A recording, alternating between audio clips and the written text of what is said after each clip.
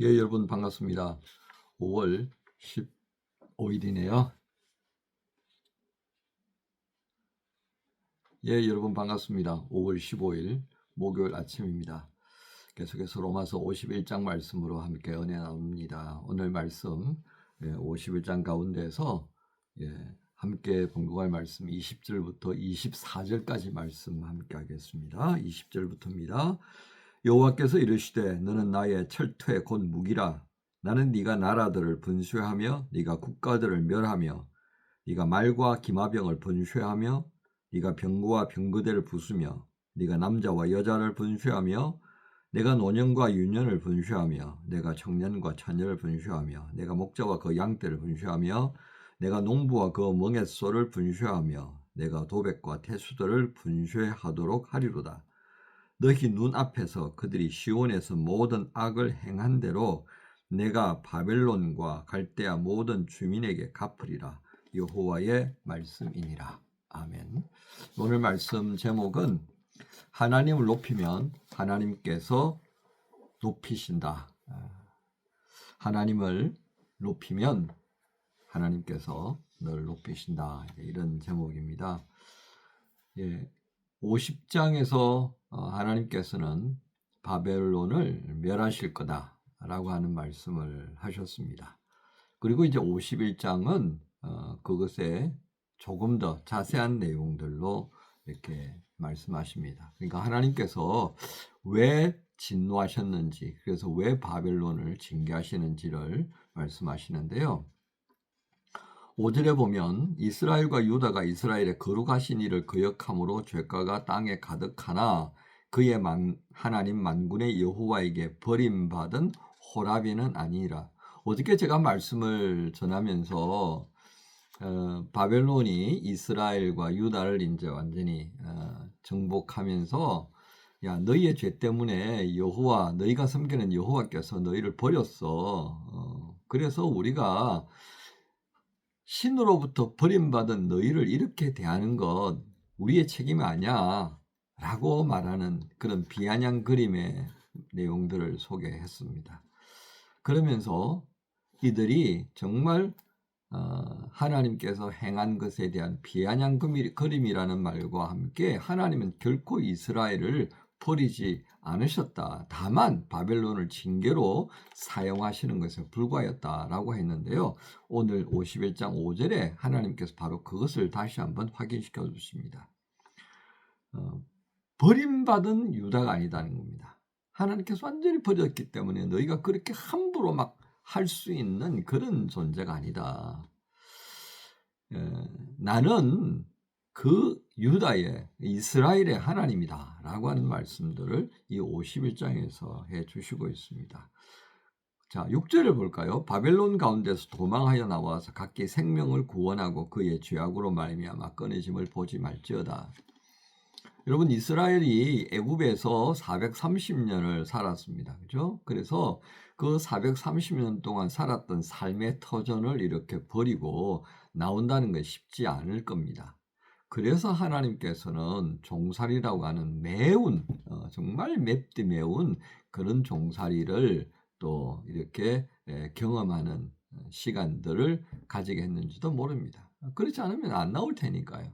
자, 그런 맥락에서 보면요, 바벨론이라고 하는 이 지역에 임하는 이 민족에게 임하여지는 하나님의 재앙에 대하여서 경고하시면서 뭐라고 그럽니까? 거기에서 도망쳐라 그럽니다. 여러분 70년 동안 살면 어떻습니까? 요즘 30을 둘러 나누어 보십시오. 거의 2세대 절반이라는 그런 세대 간격이 있지 않습니까? 그 간격은 뿌리 내리기에 충분합니다. 야, 이제 바벨론도 살만하구나. 그런데 그것을 하나님은 용납지 않으시는 겁니다. 야, 도망해야 돼.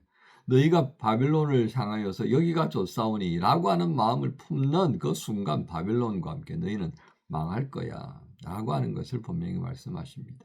즉 우리는 오늘 이 세상을 살아가면서요, 하나님께서 뭘 말씀하시는가를 주목할 필요가 있습니다. 우리의 마음이 좀 편안하다 그래서 여기에 마음을 두고 살아가면 그 순간 우리는 하나님께로부터 돌아서 버리는 모습을 찌를 수밖에 없습니다. 그래서 끝없이 우리 신앙을 가지고 있는 사람들은 변해야 합니다. 어떤 모습으로요? 그리스도의 그 삶을, 그리스도의 사랑을 늘 생각하면서 그에 부합되어지는 삶을 위해서 우리의 몸을 무겁게 하는 그 모든 것을 이렇게 떼내어 버리는, 그걸 다르게 표현하면 내려놓음이라 그러죠. 자기를 비움입니다. 이게 우리 그리스도인들의 변화죠. 우리가 지향하는 삶의 방식이 되는 겁니다. 바로 그러한 것들을 한 번 더 생각하게 됩니다. 이 세상에 머물다 이 세상과 함께 망할래? 이 세상은 너희가 떠나야 될 것이야. 그러니까 출애굽할 때 나그네 복장으로 뭘 먹어도 먹게 하셨잖아요. 그죠? 우리는 나그네라는 겁니다. 언제나 영원토록 여기서 살 거야. 그거 허락되지 않은 거예요. 우리의 도성은 어디? 우리의 본향은 어디? 하나님의 나라지 않습니까? 그걸 늘 기억하는 겁니다. 그러니까 이스라엘 백성들도 유다로 돌이키게 만드시는 하나님이신 겁니다. 그리고 11절에 보면 메대를 통해 바벨론을 징계합니다. 오늘 가장 중요한 본문을 읽어드렸는데요. 20절부터 시작해서 바벨론은 여호와의 철퇴다. 심판하는 하나님의 도구였다는 겁니다. 그런데 이 도구가 날뛰기 시작하는 겁니다. 자기가 무슨 주권을 가지고 있는 것처럼 심히 날뛰니까 이제 오늘 읽었던 마지막 말씀 24절 너희 눈 앞에서 그들이 시온에서 모든 악을 행한 대로 그렇죠? 교만하고 오만하고 높은 줄 모르고 그렇게 했던 것에 대해서 이제 내가 다 갚을 것이다. 자, 그런데 오늘 이 말씀이 어떻게 기록되고 전해지는가 하는 시기적인 것을 보면요. 이 마지막 부분에 있습니다만 정말 이거 51장 길다 그죠? 64절까지 있어요. 시드기야가 바벨론의 포로가 되어서 이제 눈도 뽑히고 잡혀가잖아요. 그때 누가 동행하느냐면 59절 유다의 시드기야 왕 제4년에 마세야의 손자 네리야의 아들 스라야가 그 왕과 함께 바벨론으로 갈 때에 그때 선지자가 하나님께로부터 받은 말씀을 다 두루마리게 썼다는 거예요. 그리고 그걸 전해주면서 야 바벨론에 가거든 거기에 있는 강이 하나 있죠. 유프라테스 강에 가가지고 그걸 탁 빠뜨리란 말이죠. 거기에서 더 이상 이게 떠오르지 않게 돌로 묶어가지고 빠뜨려라. 그 말은 어떻게 비유되어졌던 것입니까? 64절에 말하기를 바벨론이 나의 재난 때문에 이같이 몰락하여 다시 일어서지 못하리니 강에 푹 빠져서 더 이상 떠오르지 않게 만드는 바벨론이 그렇게 더 이상 회복되지 못하게 하나님이 만드실 것이다 라고 하는 말씀을 하시면서 오늘 여기 스라야가 그 바벨론으로 잡혀갈 때 이 말씀이 주어졌다라고 하는 것을 우리에게 가르쳐 줍니다. 자, 그러니까 이게 헛소리가 아니라 진짜다 그 말씀이 되는 거예요. 자, 오늘 말씀을 정리하십시다. 우리는 강력한 힘을 허락하신 하나님의 이유를 기억해야 합니다. 곧 요즘 우리 시대에도 강대국들 있잖아요.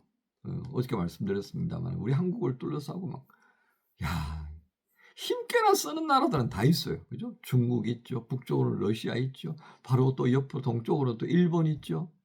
태평양을 주는 미국 있죠. 와, 이 동서를 어떻게 살아요? 근데 여러분, 세계의 역사를, 세계사를 우리가 공부할 좀 필요가 있어요. 텀텀이 여러분, 그 유튜브 많이 보지 마시고 세계사를 한번 읽어보십시오. 저도 한때는 한국사, 세계사에 그냥 아주 푹 빠져서 한참 읽었던 적이 있습니다.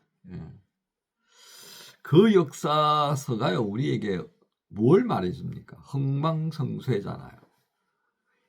이 지구상에 생겨졌던 그 제국들이 영원한 나라가 어디 있어요? 우리가 봤던 바벨론도 페르시아에 망하고요. 페르시아는 누구한테 망해요? 알렉산더에게 망해버리잖아요. 알렉산더는 누구한테 말해? 자기가 죽고 나니까 4개의 나라 다 쪼개졌다가 또 로마에서 홀라당 다 넘어가고 로마는 또 어떻게 넘어가요? 게르만들에 의해서 넘어가고 그래서 소로마 멸망하고 동로마는 투르키 그쪽에 홀라당 넘어가고 세계가 이렇게 엎치락뒤치락 하는 거예요. 오스만은 뭐 또 구구장장 뭐 오래 가나요? 십자군 전쟁하면서 홀라당 또 이렇게 저렇게 다 박살나고 세계가 그렇게 되는 겁니다. 영국은 뭐 해가 지지 않는 날 천만의 말씀 만만의 콩떡입니다. 그죠? 스페인의 무적함들을 무찌르고 난 다음에 영국이 제해권을 장악하면서 세계를 주름잡았죠. 그러나 미국이 일어나면서 2차 대전, 1차 대전, 2차 대전을 지나면서 영국 완전히 주저앉아 버렸잖아요. 미국은 또 어때요? 호시탐탐 노리고 있는 저 중국 어떻게 하면 잡아서 넘어뜨릴까? 러시아하고는 붙어가지고 이겼잖아요. 그죠?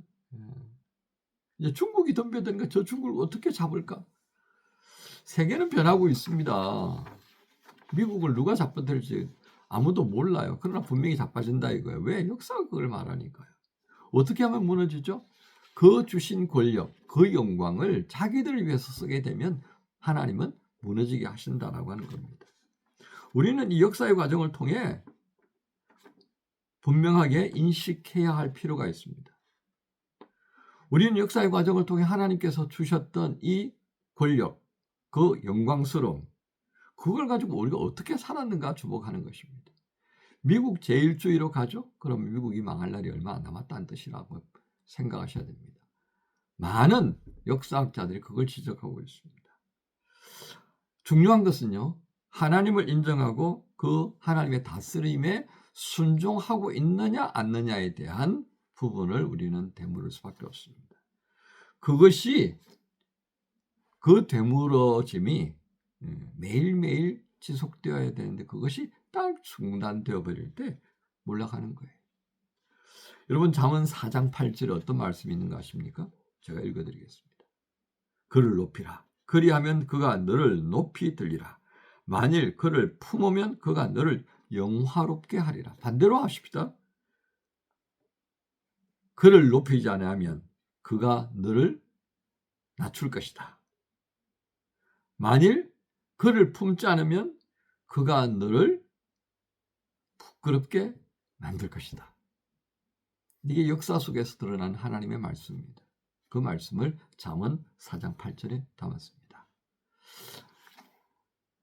여러분들 이 목요일을 시작하시면서 여러분의 삶을 하나님께서 어떻게 이끌어 가실 것이라고 생각합니까? 오늘 말씀을 통해 우리가 분명히 말씀합니다.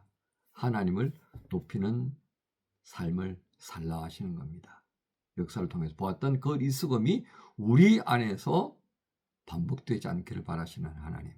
하나님은 자녀를 높이고 싶어 하십니다. 근데 그 자녀가 어버이를 높이지 않는다면 하나님은 어떠실까요?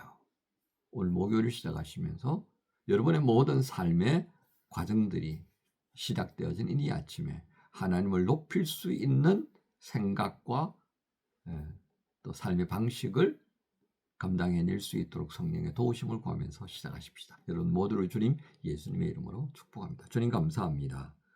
높이는 자를 또 기억하시는 하나님이신 걸 알게 하셨습니다. 그렇습니다. 부족하지만 저희의 입술로 저희의 삶으로 하나님을 높이는 자가 되고 그 하나님께서 우리를 하나님을 영화롭게 하는 자로 세워주시기를 구합니다. 감사합니다. 예수님의 이름으로 기도합니다. 아멘. 주의 이름 높이며 주를 찬양하나이다. 나를 구하러 오신 주를 기뻐하나이다.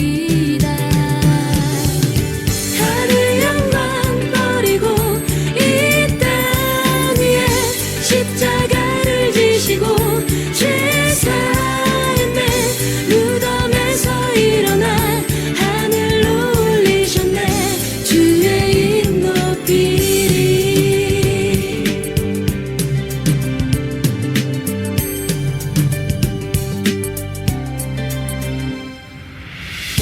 주의 이름 높이며 주를 찬양하나이다. 나를 구하러 오신 주를 기뻐하나이다. 하늘 영광 버리고 이 땅 위에 십자가를 지시고